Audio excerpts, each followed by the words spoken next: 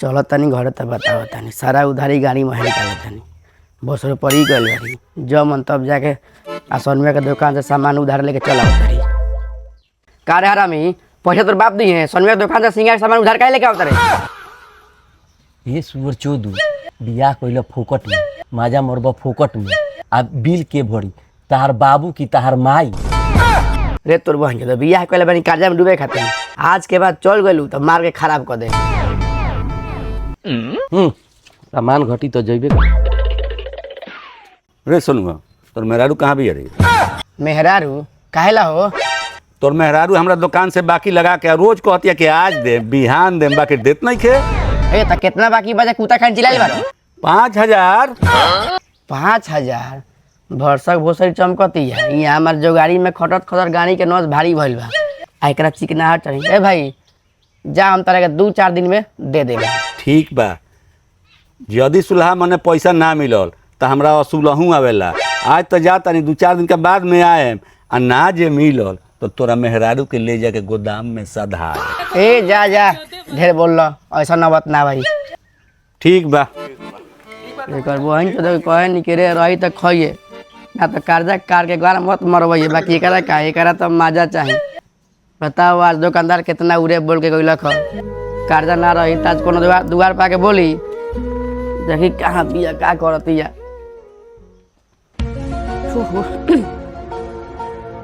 कहाँ बारिश रे दे जोराई वाला जुगाड़ हम जाई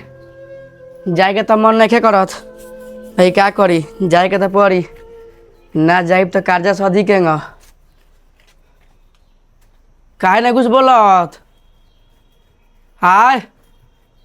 देखी कनी घरवा में का करतिया माई रे चल रील बनाई जा चलो चलो चलो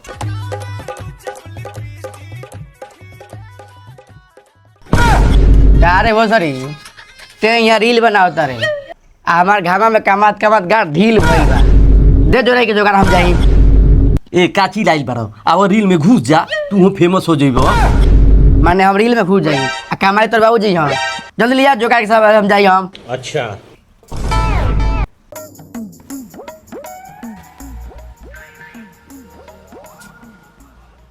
का जी हमरा मौत से जाके कहले बनी रहुआ कि पैसा ना दियो तो गोदाम में ले जाके साधा दे हाँ तो कहब ना रहुआ सामान देत रही गोदाम में ले जाके लेत रही वाह हो जी वाह बड़ा बढ़िया मौका देता रू हो आई लव यू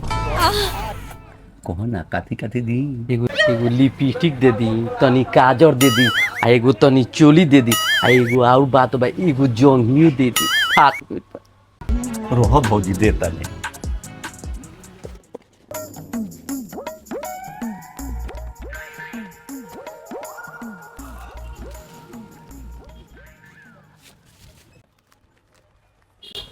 लो आई लो और कुछ दी आ कितना दाम हो अरे पैसा के का पूछ ले बाबू ना बताई ना कितना पैसा भई चलो ना गोदाम में चल